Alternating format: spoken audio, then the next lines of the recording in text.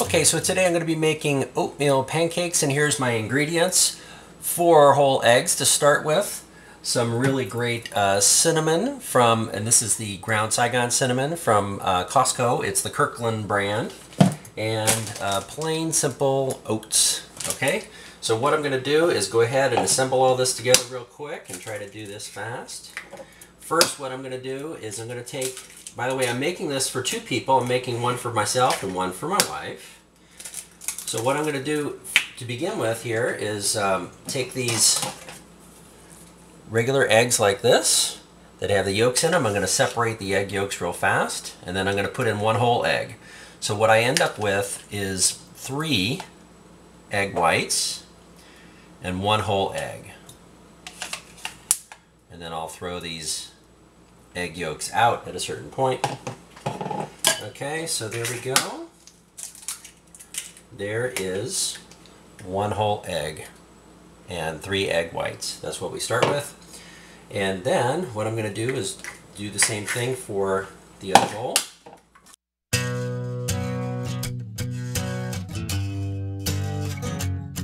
Now, one of the things that's important to note is that this is only 265 calories that we're going to be having here in this meal. And the really great benefit of that is that this has got a lot of protein in it, and it's also got a lot of really good nutrition to it. Okay, so now I'm going to be working with the oats. Okay, so this is a 1/4 cup scoop. So throw in 1 scoop, 2 scoops, 1 scoop, 2 scoops. Again, that's 1/2 cup of oatmeal. And I've already got the Saigon cinnamon in there. Okay, so now what I need to do is I just need to stir this up really good. And one of the things that I do is I use chopsticks. The reason why is because whenever I work with this, I'm able to get a lot of bubbles going. So if you use a fork, it might not be as good, but that's why I use the chopsticks. You can't really see this all that well, but what I'm basically doing is I'm just turning it over in the air to work that air into it, get lots of those bubbles in there.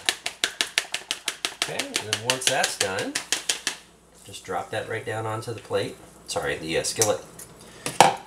Now, one of the things that you can do as a variation of this, if you need more calories, is you can work different fruits into this. So for example, 2 really great ways of doing this is to add in raisins. And of course you'll have to figure out how much is going to be appropriate for you. And the other one is to put in like a 1/2 banana, carved up into small bite-sized chunks.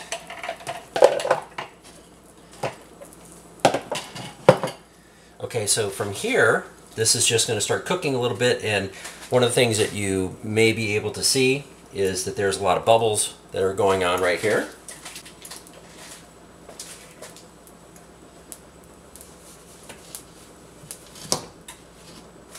See if I can show this to you here.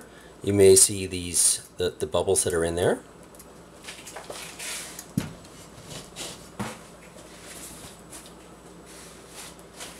So then basically one of the things that I'm going to do is I'm just going to, kind of feel the edges a bit here to see whether or not they're ready to flip.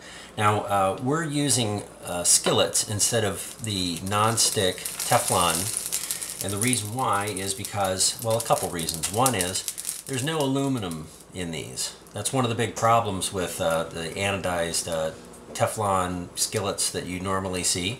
Of course, cast iron requires a little bit more work, but basically whenever you have these hot enough with some kind of really good oil on the surface of it, then they work really good. They don't stick nearly as much as you might think.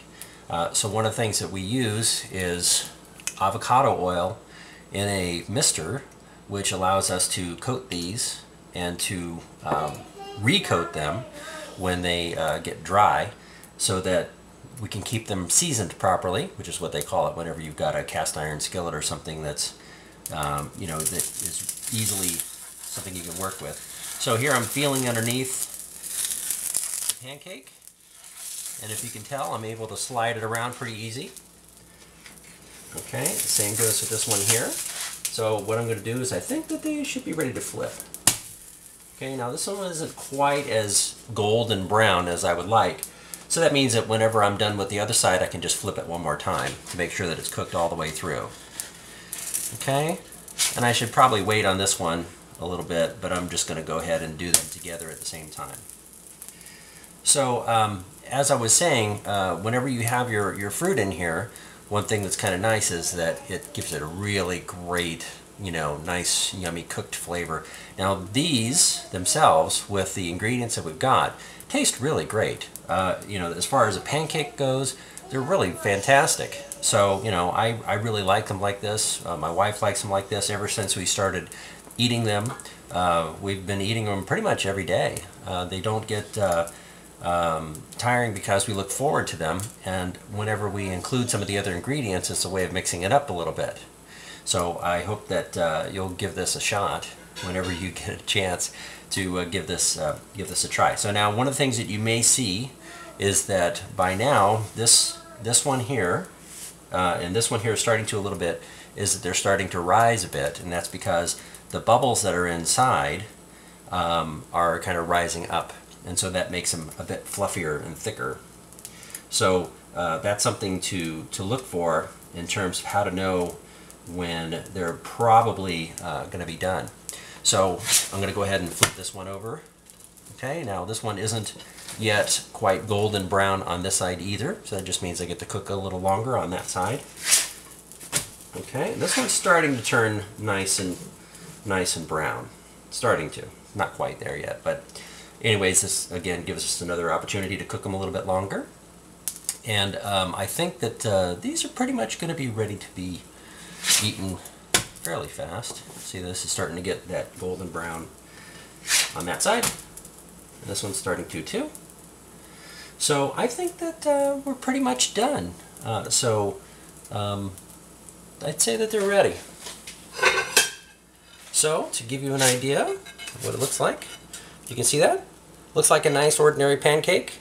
There's of course no flour in this at all. It's just oats and eggs, and that's why it's the eggs and oats pancake. So there it is.